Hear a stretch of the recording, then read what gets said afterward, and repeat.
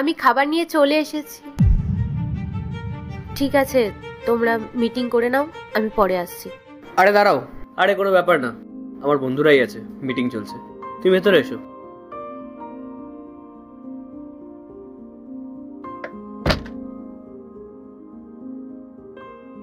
রাহুল, এখন কি তুমি তোমার এই মেডকেও মিটিং এ ইনভলভ করবে?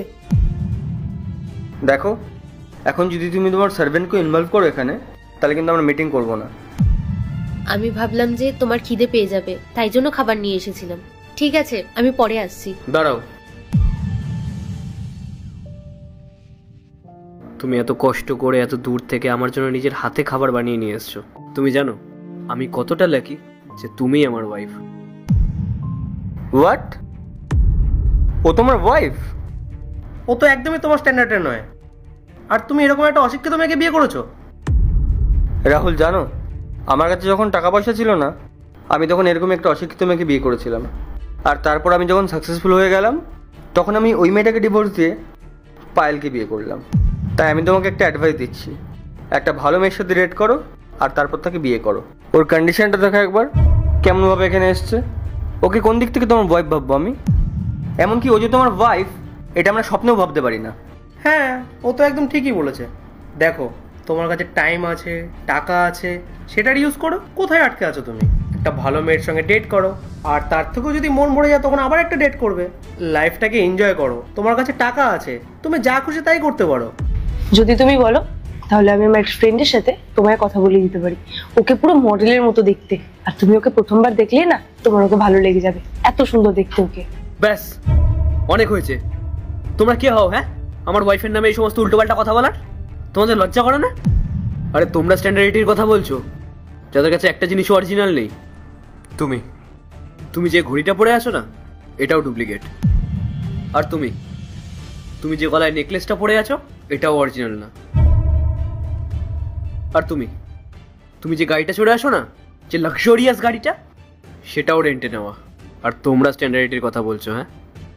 তোমরা যে জিনিসপত্রগুলো পরে আছো না, সেটা যেরকম নকল, ঠিক সেরকম তোমরাও নকল।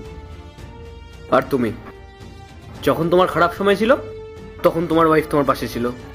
আর যখনই তোমার ভালো সময় এসেছে, তোমার কাছে অনেক টাকা পয়সা হয়ে গেছে, তখন তুমি তোমার ওয়াইফকে ছেড়ে দিলে। তাও আবার কার জন্য? এই মেয়েটার জন্য, যে শুধুমাত্র তোমার কাছে রয়েছে তোমার টাকা পয়সা দেখে। একটা কথা মাথায় রেখো, আজ তোমার কাছে টাকা পয়সা আছে, তাই জন্য ও তোমার সাথে আছে। যেদিন তোমার কাছে টাকা পয়সা থাকবে না, সেদিনকে দেখো ও তোমাকে ছেড়ে অন্য কারোর কাছে চলে যাবে। আর আমার কাছে আমার ওয়াইফ পৃথিবীর সব থেকে সুন্দর ওয়াইফ। ও সেই সিচুয়েশনে আমার পাশে ছিল যখন আমার কাছে কিচ্ছু ছিল না। ও প্রত্যেকটা সিচুয়েশনে আমাকে সাপোর্ট করেছে, সব সময় আমার পাশে থেকেছে, কখনো কোনো কিছু ডিমান্ড করেনি। আজকে আমি যা কিছু হয়েছি না, সেটা শুধুমাত্র ওর জন্য। যদি ও আমার লাইফে না আসতো না, তাহলে আমি এই জায়গায় পৌঁছতে পারতাম না। হ্যাঁ ঠিক আছে, এসব ছাড়ো, কাজের কথায় আসি। ডিল করবে কি করবে না এটা বলো। ডিল? তুমি কি ভাবলে তুমি আমার ওয়াইফের নামে এতগুলো খারাপ কথা বলবে, আর আমি তারপরেও তোমার সঙ্গে ডিল করব? নেভার। কোটি টাকার কন্ট্রাক্ট এটা, ভেবে দেখো। ভেবে নিয়েছি। কোটি টাকা কেন, যদি তার থেকেও বেশি টাকার ডিল হয় না, তবুও আমি তোমাদের সঙ্গে কাজ করব না। আরে কাজ করা তো দূরের কথা, তোমাদের সঙ্গে আমি কথা বলতেও চাই না। Get out I say.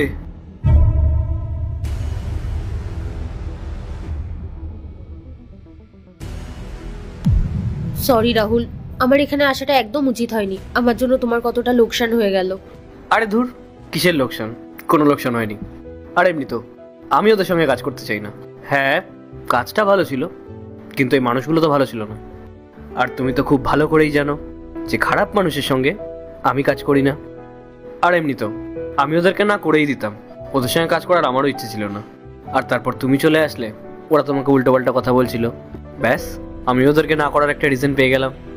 আর আমাকে একটা কথা বলো, আমি যে এই টাকা পয়সা ইনকাম করছি, কার জন্য করছি? আমাদের ফ্যামিলির জন্যই তো করছি, যাতে আমি তাদেরকে সেই সব সুখ স্বাচ্ছন্দ্য দিতে পারি যেটা তারা ডিজার্ভ করে। তুমি আমার খারাপ সময় আমার পাশে ছিলে, তাই আমার ভালো সময়টাও তোমার জন্যই তোলা থাকবে। আর আমার লাইফে না তোমার থেকে বেশি ইম্পর্টেন্ট আর কিচ্ছু নেই। আমি খুব লাকি যে আমি তোমার মতন একজন ওয়াইফ পেয়েছি। I love you so much. I love you too. আচ্ছা আচ্ছা ঠিক আছে, এবার খাবার দাও, খিদে পেয়েছে।